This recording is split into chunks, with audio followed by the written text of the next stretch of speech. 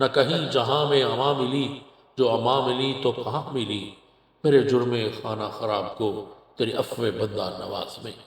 السلام علیکم ناظرین، امید کرتا ہوں سب اللہ کے فضل و کرم سے خیریت سے ہوں گے۔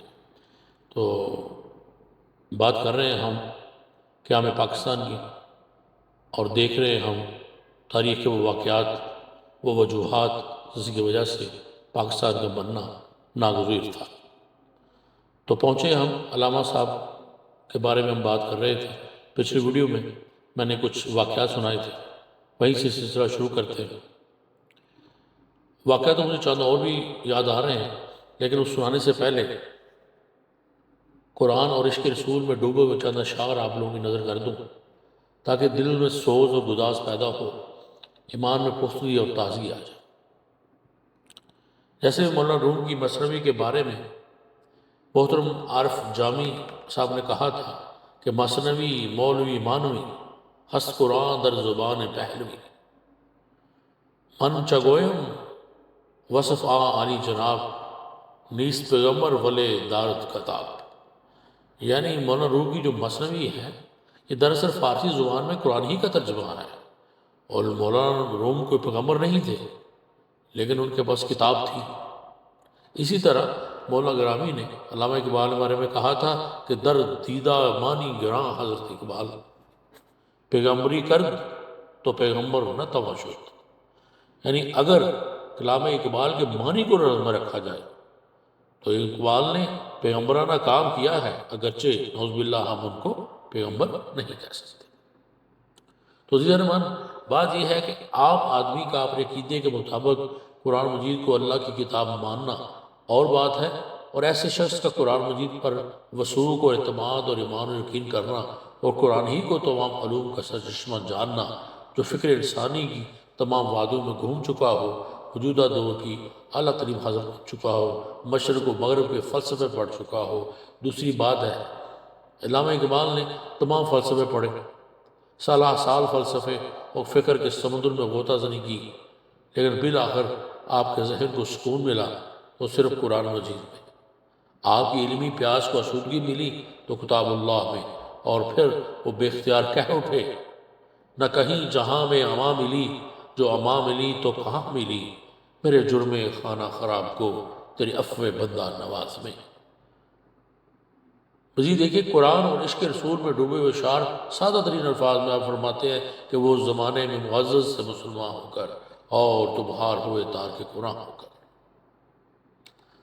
اب دیکھیں ذرا وہ اشعار، علامہ اقبال کا وہ دعویٰ جو آج تک بڑے سے بڑا شاعر، ادیب، مصنف علم قرآن، عاشق رسول نہیں کر سکا۔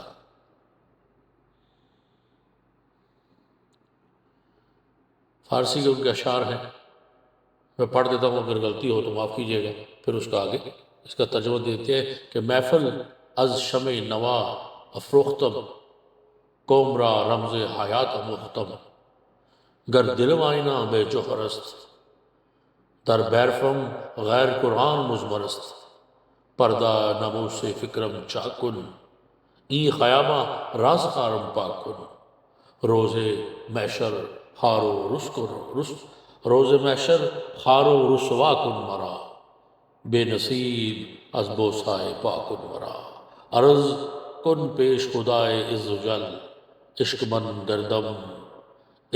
گردم دہم آغوش عمل۔ میں جانتا ہوں کہ آج کل مجھ جیسے بہت سارے لوگ ہیں جنہوں نے فارسی پڑھی نہیں اور فارسی ہمیں آتی بھی نہیں۔ بہرحال میں نے جو یہ شعر اشعار پڑھے ہیں، اس کا اگر میں ترجمہ پیش کروں تو شاید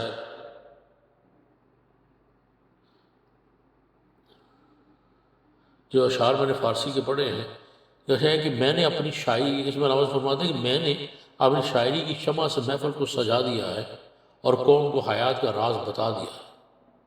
کہتے ہیں کہ اگر میرے دل کا آئینہ بے جوہر ہے، اس میں کوئی کمال نہیں، اور قرآن کے علاوہ کوئی اور چیز میرے کلام میں آ گئی ہے، تو میرے فکر کی ناموس عزت کے پردے کو چاک کر دیجیے، اور اس باغ کو مجھ جیسے کانٹے سے پاک کر دیجیے، اور یہی نہیں بلکہ قیامت کے دن مجھے ذلیل و رسوا کیجیے، اور اپنے پاؤں کے بوسے کی سعادت سے محروم کر دیجیے۔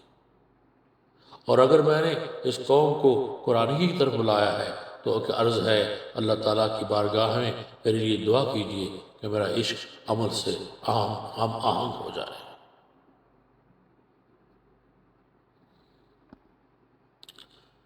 آگے کچھ فارسیوں کے اشعار ہیں، اس میں کہتے ہیں کہ یہ قرآن حکیم ایک زندہ کتاب ہے جس کی حکمت لازوال بھی ہے اور قدیم بھی، زندگی کے وجود بھی آنے کے رازوں کا خزینہ بھی ہے، جس کی حیات افروز قوت بخش تاثیر سے بے ثبات کو ثبات و دوام حاصل ہو جاتا ہے، اور یہ کتاب ہے اس کے الفاظ میں نہ شک کیا جا سکتا ہے اور نہ ہی ان کو تبدیل کیا جا سکتا ہے، اور اس کی آیات کسی تعویل کی محتاج نہیں، اور یہ نوع انسانی کے لیے اللہ کا آخری پیام ہے، اور جو اس کو لانے والے ہیں جن کی وجہ سے یہ ہم تک پہنچا ہے وہ تمام جہانوں کے لیے رحمت للعالمین ہے۔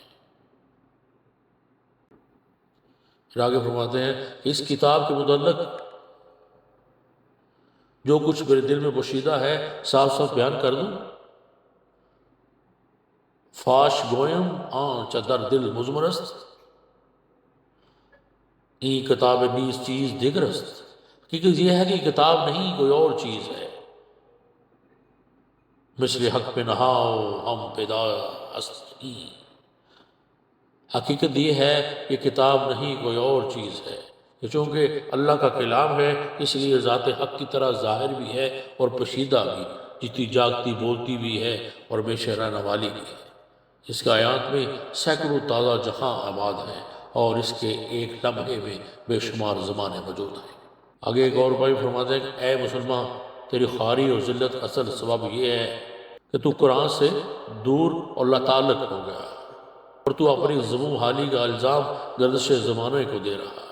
اے جو شبنم بر زمین افتندائی، اے وہ قوم جو شبنم کی طرح زمین پر بکھری ہوئی ہے اور پاؤں میں روندی جا رہی ہے، در بغل داری کتاب زندائی، اٹھ کہ تیری بغل میں ایک کتاب زندہ موجود ہے جس کے لیے تو دوبارہ بام عروج پر پہنچ سکتی ہے، اگر تو دوبارہ مسلمان ہو کر جینے کا آرزو مند ہے، کر تمہیں خائی مسلمان زیستن نیز ممکن جز بقرآن زیستن، تو یہ اس کے علاوہ ممکن نہیں کہ اپنی حیات نو کی بنیاد قرآن پر قائم کر اس کی کتاب کی تلاوت کا حق پہلے پوری طرح ادا کر دو، پھر جو مقصد مطلب چاہو حاصل کرو۔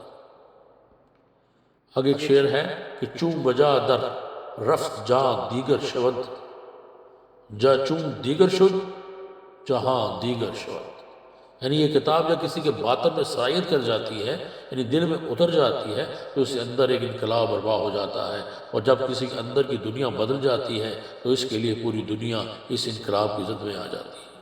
فارسی کے اشعار تو قرآن کی عظمت اور نبی پاک صلی اللہ علیہ وسلم کے عشق پر بھرے پڑے ہیں، میں نے چند اشعار کا ترجمہ بیان کیا ہے، پر انہی کی روشنی میں بتائیے ہے کوئی ایسا جس پر اس طرح قرآن کی عظمت کا انکشاف ہوا ہو اور اس نے اس طرح قرآن مجید کی مدح و ستائش کی ہو؟ اب ظاہر ہے تعریف معرفت کی مناسبت سے کی جاتی ہے، بس ان سے اندازہ لگا لیجیے کہ علامہ اقبال معرفت قرآنی کے کتنے بڑے عارف تھے۔ آپ سنیے عشق رسول میں ڈوبے ہوئے چند اشعار۔ پہلے میں آپ کو ربائی سناتا ہوں جس کے ساتھ ایک دلچسپ واقعہ بھی ہے۔ بات کچھ یوں ہے کہ ایک انگلش ٹیچر تھے محمد رمضان عطائی، تعلیم یافتہ ہونے اور انگریزی ملازمت کرنے کے باوجود دیسی لباس پہنتے تھے اور چہرہ سنت رسول سے سجایا ہوا تھا، فارسی اور اردو میں شعر کہتے تھے، طبیعت میں فقیرانہ استغنا بھی تھی اور صوفیانہ بے نیازی بھی۔ مولانا فیض محمد شاہ جمالی کے مرید تھے اور حضرت خواجہ نذیر الدین تورسوی کے حلقہ نشین تھے۔ علامہ اقبال کے شاگرد میں سے تھے، انہیں علامہ صاحب کے کئی اشعار پر تضمین کہی جو علامہ صاحب نے بہت پسند کی۔ ایک اور درویش منچ اور صاحب علم شخصیت تھے مولانا محمد ابراہیم ناگی، ان کو علامہ صاحب سے گہری محبت تھی اور اکثر ملاقات بھی رہتی تھی۔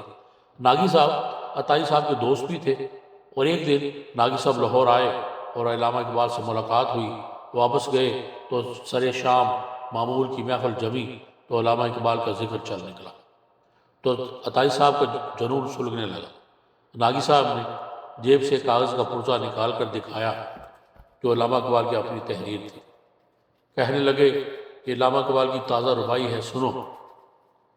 پھر وہ ایک پرکیف انداز میں پڑھنے لگے۔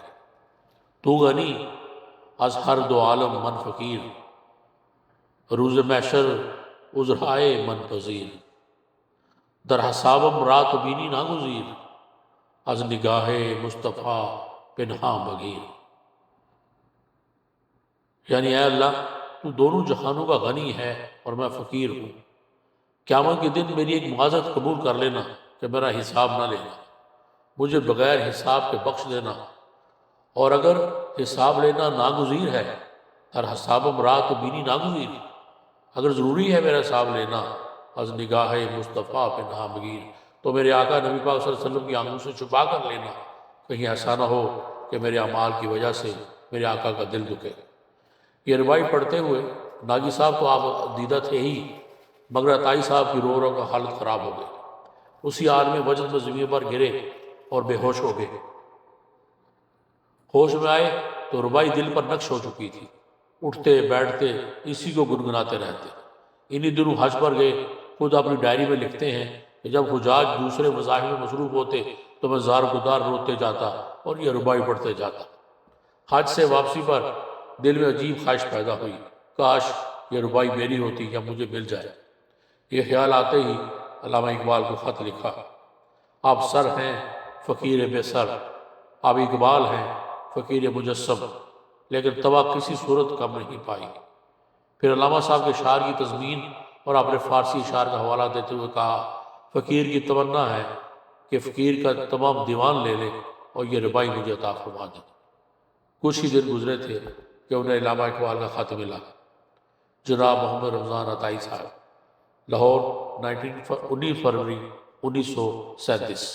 جناب من، میں ایک مدت سے صاحب فراش ہوں، خط و کتابت سے معذور ہوں، باقی شعر کسی کی ملکیت نہیں، آبلا تکلف وہ ربائی جو آپ کو پسند آ گئی ہے اپنے نام سے مشہور کرے، مجھے کوئی اعتراض نہیں۔ فقط محمد اقبال، لاہور۔ علامہ صاحب نے یہ ربائی اپنی کتاب ارمغان حجاز کے لیے منتخب کر رکھی تھی۔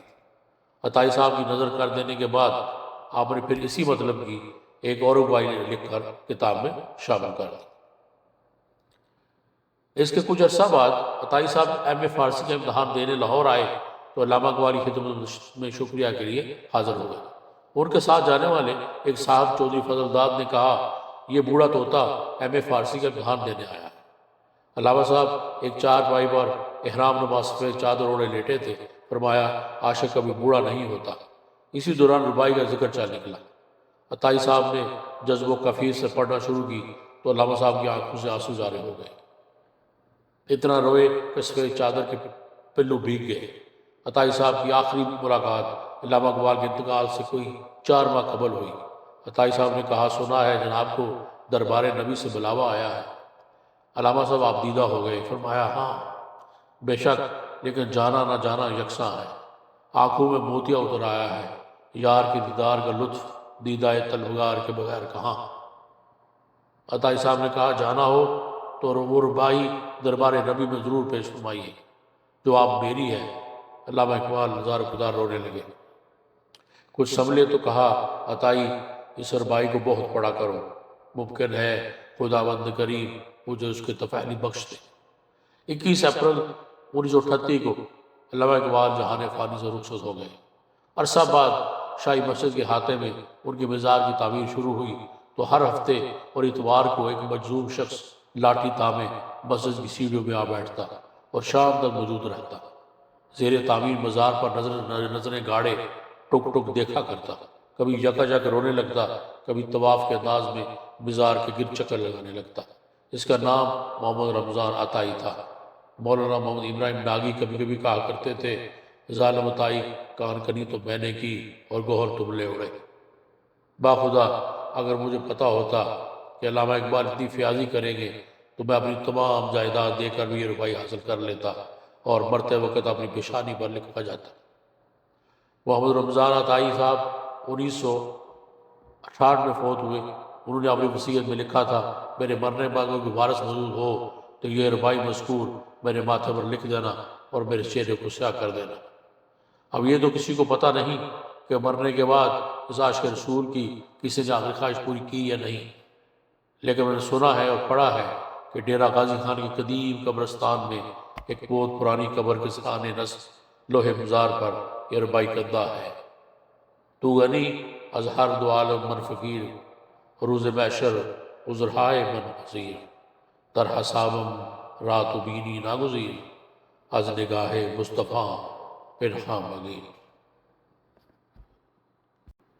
یوں تو علامہ صاحب کی شاعری عشق رسول سے بھری پڑی ہے، جس کا یہاں احاطہ کرنا کم از کم میرے بس کی بات نہیں۔